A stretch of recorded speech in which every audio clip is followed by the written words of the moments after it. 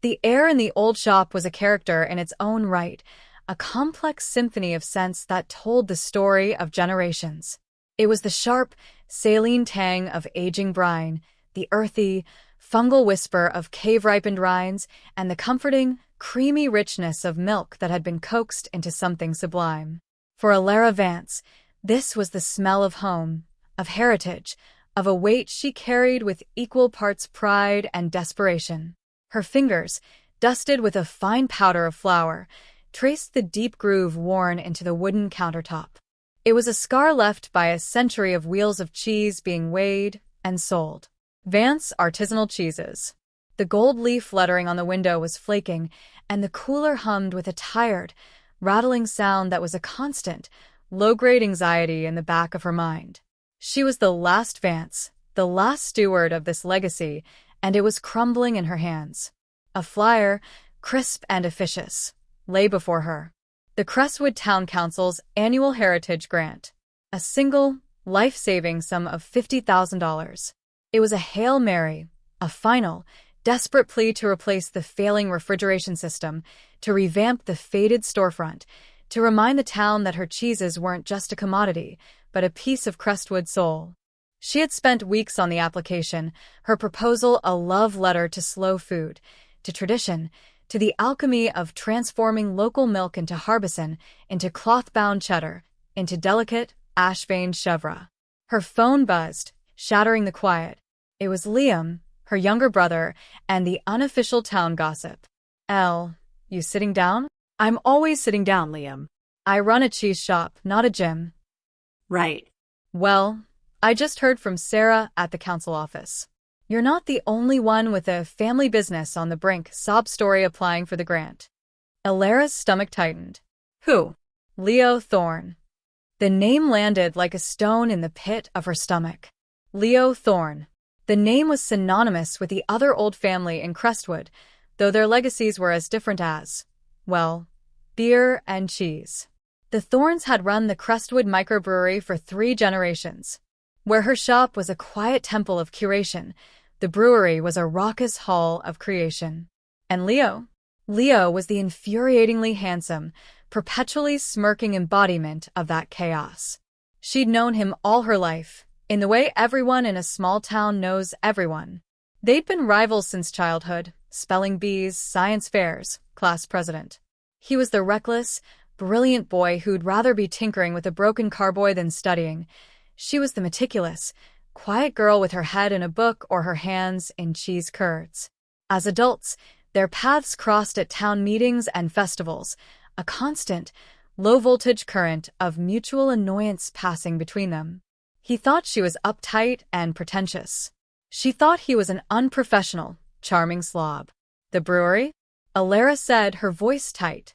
"I thought it was doing okay." "Apparently not. Rumor is his fermenters are on their last legs, and he can't afford the new bottling line. He needs to compete with the big guys. He's going for the grant, full steam." A cold dread washed over her. The council would never choose between them. It would be a political nightmare. They'd either split the money, giving them both an amount too small to truly save anything, or they'd give it to the business they deemed more viable. And Leo, with his easy charm and a product that appealed to the trendy craft beer crowd, had a distinct advantage. "Thanks for the heads up, Liam," she murmured, ending the call. She looked around her shop. The wheels of cheese, wrapped in their muslin cloths, looked suddenly vulnerable. They were her children, her inheritance, her reason for getting up at 4 a.m. every day to receive milk from the local dairy. She couldn't let a Thorne, of all people, take that away from her. The Crestwood microbrewery smelled of hops and ambition, a pungent, earthy aroma that clung to the walls and Leo Thorne's flannel shirts. It was the smell of grain sacrification, of yeast performing its ancient, frothy magic, of failure and triumph distilled into liquid form. Leo wiped a sweaty brow with his forearm, leaving a smudge of grease. He was elbow-deep in the innards of his canning line, a temperamental beast that had chosen today, of all days, to have a catastrophic meltdown. A puddle of his signature IPA, Hopsmith's Folly, was spreading across the concrete floor. "Come on, you beautiful," "Stubborn piece of junk," he muttered, coaxing a gear with a wrench. His grandfather had built this place from the ground up, a testament to German immigrant grit. His father had expanded it. And Leo?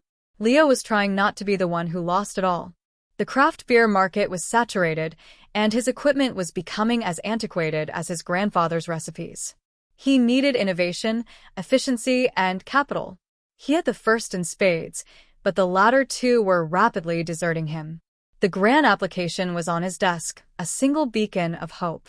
He'd framed his proposal around innovation, using the grant to develop a new line of small-batch, hyperlocal beers featuring foraged botanicals from the Crestwood Valley. It was a story of looking forward while honoring the past, a story he hoped the council would buy. His phone lit up with a text from his sister, Maya. "Heard the cheese queen is also applying. Elara Vance." Leo sighed, leaning back from the malfunctioning machine. Elara Vance. Of course she was. It was their destiny. It seemed to forever be scrapping for the same bone. He had a grudging respect for her. Her cheeses were, admittedly, incredible, but she was so rigid, so serious. She moved through life as if she were balancing a perfectly aged wheel of brie on her head, terrified of a single crack. He, on the other hand, believed that sometimes you had to shake things up to see what delicious chaos emerged. Still, the thought of competing with her directly tightened his jaw. It wasn't just business. There was a history there, a tangled web of childhood rivalries and one singular, electrifying, and disastrous kiss at the end of summer fair when they were 18, a kiss that had ended in a heated argument about, he couldn't even remember what. The taste of his father's Pilsner versus her mother's Camembert, probably. It was always about the family trades. He couldn't lose to her. He wouldn't. The brewery was his life, his noise, his passion. The thought of it falling silent, of the fermenters being drained for the last time, was a physical pain in his chest. He looked at the puddle of wasted beer on the floor. It was a metaphor he didn't need. The Crestwood Town Hall was a monument to 1970s municipal architecture, all brown brick and low, acoustic tile ceilings. The air in the council chamber was thick with the scent of stale coffee and nervous anticipation. Elara sat ramrod straight on a hard wooden bench, her portfolio of cheese photographs and financial projections clutched tightly in her lap. She wore a simple, professional dress, her dark hair pulled back in a severe bun. She was prepared. She was ready.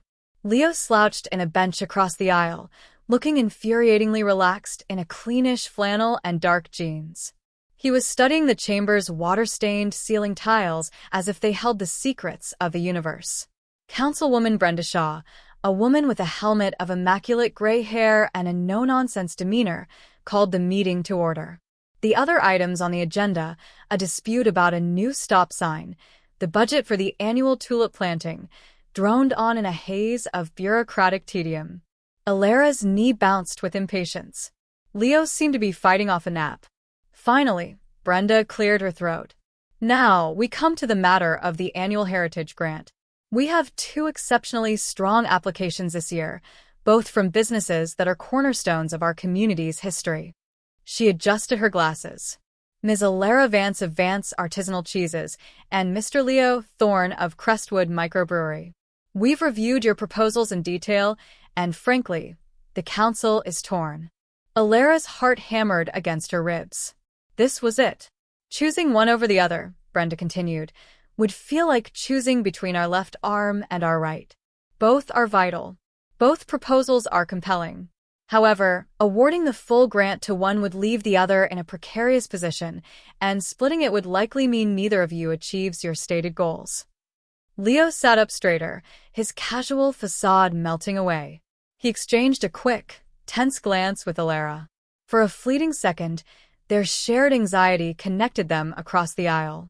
"Therefore," Brenda said, a faint smile playing on her lips, "the council would like to propose a third way. A collaborative solution." A murmur rippled through the small audience of town busybodies. "Collaborative." Elara whispered, the word tasting foreign. Brenda's gaze swept between them. "We are proposing that you merge your ideas.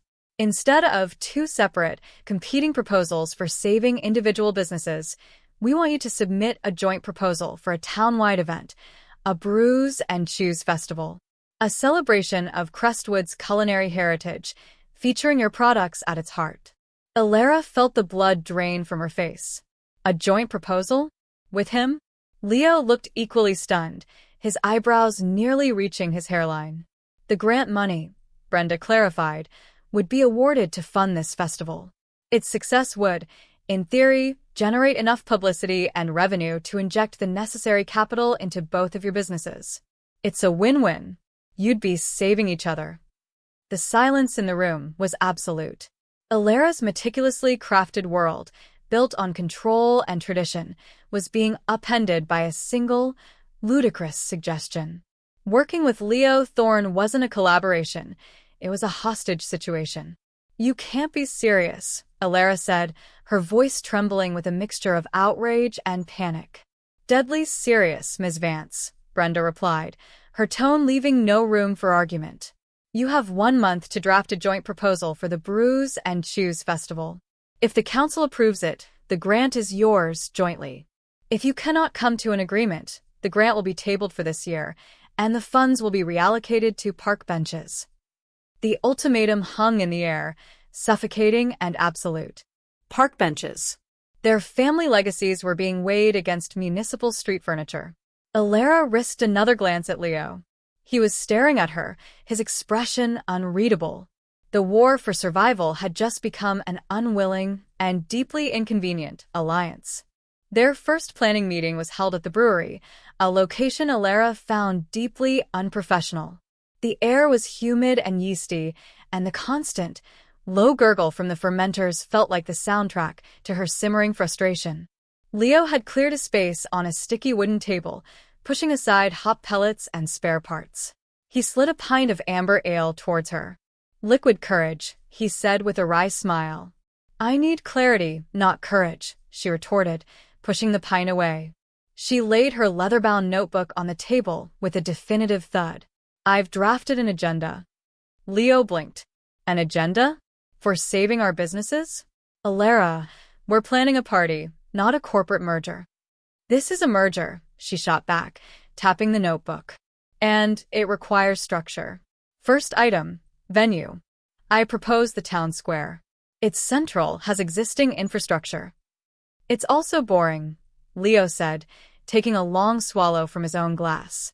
"The old Miller Field, down by the river. More space, better scenery. People can linger. The river is a mosquito breeding ground in the summer, and the ground is uneven. It's a logistical nightmare. And the town square is a concrete oven. See? This is why we need beer." He gestured to her ejected glass. And so it went for an hour. For every one of her structured, sensible ideas, he had a chaotic, creative counterproposal. She wanted time-tasting sessions. He wanted a continuous, free-flowing fiesta. She wanted educational seminars on affinage and brewing. He wanted live music and lawn games. "People don't want to be lectured, Elara," he said, running a hand through his already messy hair. "They want to have fun. They want to discover that a slice of your sharpest cheddar makes my smoked porter taste like a campfire in the best way possible. It's about the experience. It's about sustainability," she insisted. "We need to show the council we're a serious investment, not a carnival." "Why can't we be both?" he challenged, leaning forward. His eyes, she noticed for the first time, were the color of the amber ale he brewed, with flecks of gold that seemed to catch the light. Serious about quality, but joyful in the presentation? She looked away, flustered. "My business is built on precision and patience. Joy is a byproduct, not the goal." "Maybe that's your problem," he said softly. The words hung in the air, sharp and painful. She felt a sting of tears behind her eyes and quickly busied herself with her notes, blinking them away. He didn't understand. He never had. For him, it was about the next big idea, the next experiment. For her, it was about preserving something perfect that already existed. "The name is terrible," she said, changing the subject. "Brews and Chews. It sounds like a dog treat commercial." A genuine laugh burst out of Leo, rich and unexpected. "Okay, you're right. It's awful. What do you suggest?" The Crestwood artisan pairing, she said primly. Leo groaned. Now that sounds like a corporate seminar. How about the Valley Feast? Elara paused. It was not terrible. It was evocative, inclusive, and it sidestepped the cliché. The Valley Feast, she repeated, testing the words. She gave a curt, single nod. Acceptable. It was the first thing they'd agreed on all day. It felt, strangely, like a monumental victory. The following weeks were a tense, forced march of compromise. They met in the neutral territory of the town library study room, a space that smelled of old paper and lemon polish. A large calendar was pinned to the corkboard, its squares rapidly filling with their frantic handwriting. Despite her resistance, Elara found herself being pulled into Leo's gravitational field of enthusiasm. He was a whirlwind of energy, making calls to local bands, sketching out layout ideas for Miller Field, his hands flying as he talked. He was impulsive and often infuriating, but he was also undeniably brilliant. His understanding of flavor profiles was instinctive and deep. One afternoon, they were working on the tasting menu. Elara had laid out a dozen of her cheeses on a marble slab. Leo had brought a case of his various beers. Okay, he said, rubbing his hands together. Let's play. Pairing 101. He opened a bottle of his flagship beer, the Hopsmith's Folly IPA. Try this with the, what's that one with the blue veins? The Crestwood Blue, she said, cutting a small wedge. She took a bite of the cheese, its sharp, salty tang blooming on her tongue. Then she sipped the beer. The intense, citrusy bitterness of the hops clashed violently with the pungent blue mold.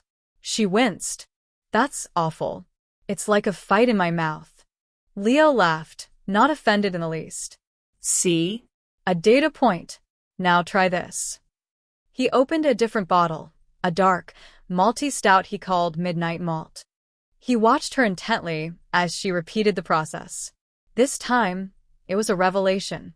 The rich, coffee and chocolate notes of the stout wrapped around the sharp saltiness of the blue cheese, mellowing it, creating a harmonious, complex flavor that was far greater than the sum of its parts.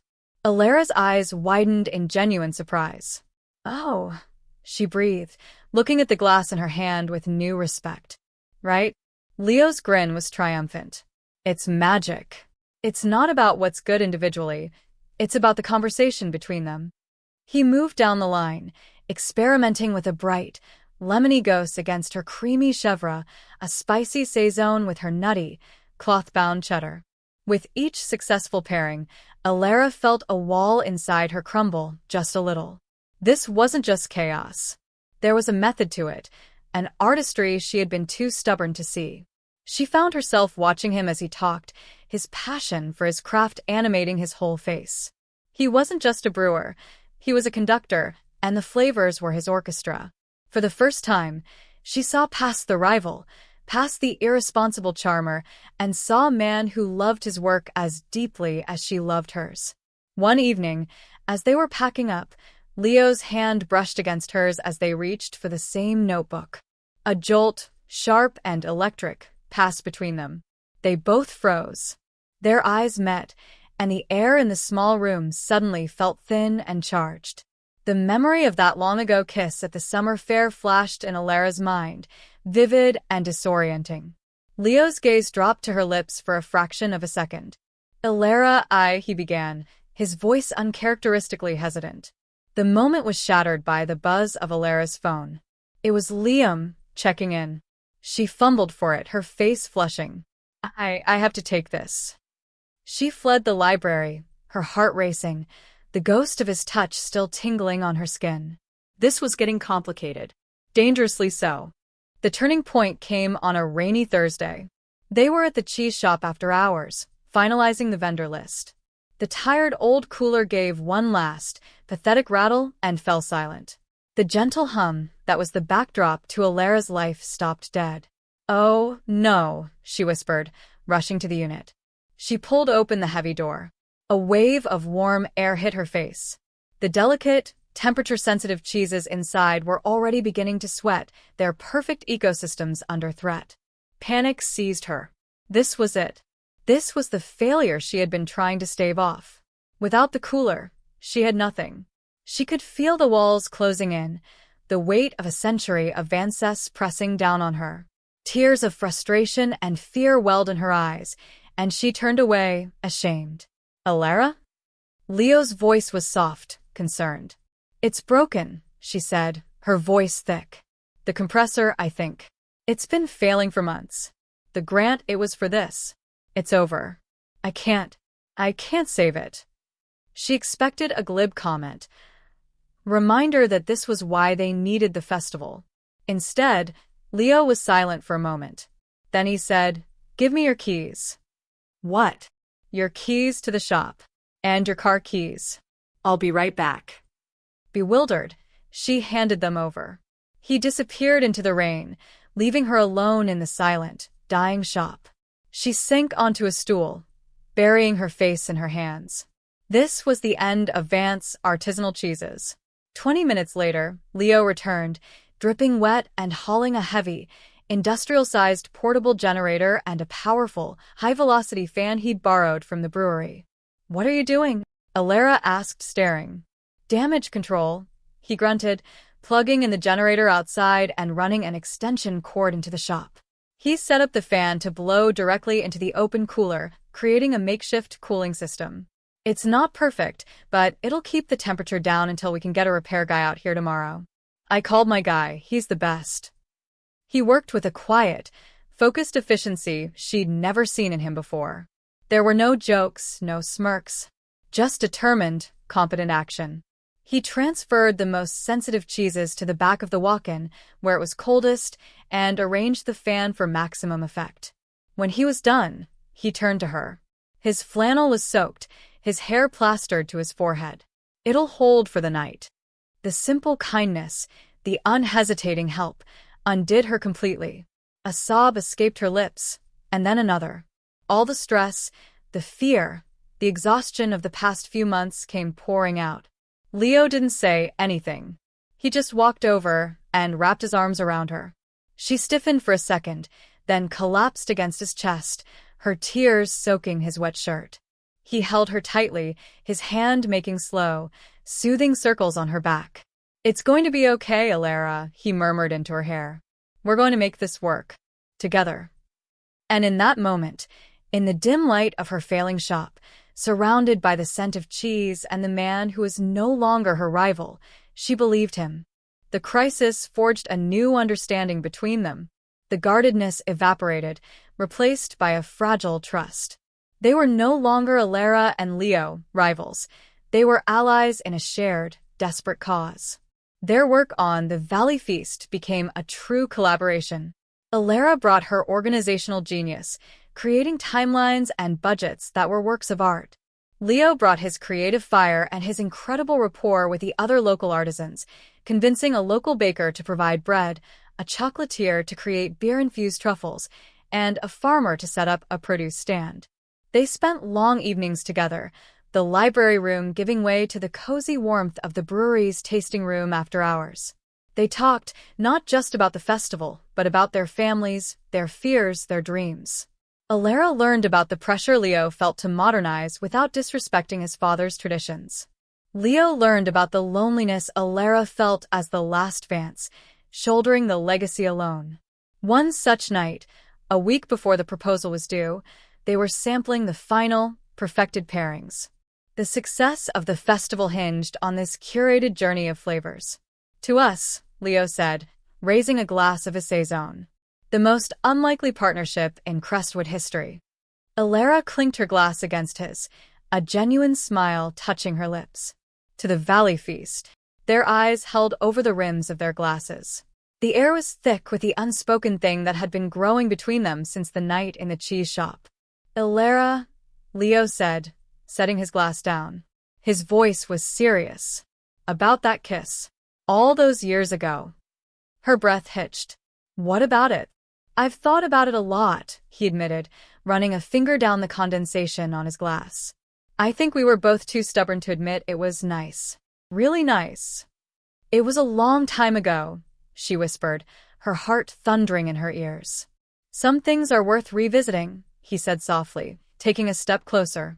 This time, there was no argument, no competition. When he leaned in and kissed her, it was nothing like their first, frantic, teenage collision. This was slow, deliberate, and achingly sweet. It tasted of hops and hope, of creamy cheese and a future she had never allowed herself to imagine. She kissed him back, her hands coming up to tangle in a soft, flannel shirt, pulling him closer. It felt like coming home, not to a place, but to a person she had been fighting against her whole life. The world narrowed to the feel of his lips on hers, the solid warmth of his chest against her. The rightness of it all. The rivalry was gone, burned away by a spark that had finally been allowed to catch fire. The day of the council presentation arrived. Elara stood before her full-length mirror, adjusting the collar of her tailored blazer. She looked professional, capable, but she felt different. The constant knot of anxiety in her stomach had loosened. She wasn't just fighting for herself anymore. She met Leo outside the town hall. He was wearing a dark blazer over a crisp white t-shirt, a compromise between his style and the occasion that was so perfectly him it made her heart flip. He smiled when he saw her, a warm, private smile that was just for her. "Ready?" he asked, offering his arm. She took it. "Ready." They walked into the council chamber together, not as adversaries, not as reluctant partners, but as a united front. Their presentation was seamless. Elara presented the budget and logistics with her usual crisp clarity, but there was a new warmth in her delivery. Leo presented the creative vision and the community engagement, his passion grounded by her structure. But the real magic happened during the tasting. They served the council members the pairings they had perfected together. "This," Leo said, as the council members sampled the midnight malt with the Crestwood blue, "is more than just beer and cheese. It's a conversation. It's the story of two old Crestwood families learning that our futures aren't just tied to our pasts, but to each other." Councilwoman Brenda Shaw took a bite, then a sip. She closed her eyes, a slow smile spreading across her face. When she opened them, they were shining. The vote was unanimous. The grant was approved for the Valley Feast. As the council members applauded, Leo's hand found Elara's under the table, their fingers lacing together. The Valley Feast was more than a success, it was a phenomenon. Miller Field, strung with fairy lights and buzzing with life, was the heart of Crestwood for a perfect, golden Saturday. Hundreds of people from town and beyond wandered between stalls, laughing, listening to music, and marveling at the pairings. Elara, standing behind a booth laden with beautiful cheese boards, watched the joy on people's faces as they experienced her products in a new way. She saw Leo across the field, holding court at the brewery tent, his laughter carrying on the breeze. Their eyes met, and he gave her a small, proud wave. This wasn't just about saving their businesses. It was about building something new, together. Weeks later, the profits from the festival had been split. A brand new, whisper-quiet refrigeration system hummed contentedly in the Vance artisanal cheeses shop. A shiny, efficient canning line was now installed at the Crestwood microbrewery. Elara was arranging a new display in her revitalized shop when the bell above the door jingled. It was Leo. He held 2 bottles of beer and a small paper bag. "For the proprietress," he said, placing a bottle of midnight malt on the counter. "And for us." He placed the other, a new, experimental brew, and opened the bag to reveal a fresh loaf of crusty bread and a wedge of her Crestwood blue. He came around the counter, slipping his arms around her waist and pulling her close. "I was thinking," he murmured, nuzzling her neck, "about the future." "Oh," she said, leaning into his embrace, a contented sigh escaping her. "What about it?" "Well, the festival is going to be an annual thing. And I was thinking, what if we made this partnership a little more permanent? Not just for business." Elara turned in his arms, looking up at his face, at the love and certainty shining in his amber eyes. The last of her walls crumbled to dust. "I think," she said, smiling, "that sounds like the best pairing yet." Outside, the sun warmed the newly painted facade of Vance artisanal cheeses, and the sound of bottling clinked cheerfully from the brewery down the street. Two legacies, once tangled in rivalry, were now inextricably and beautifully intertwined, promising a future as rich and complex as the flavors they created.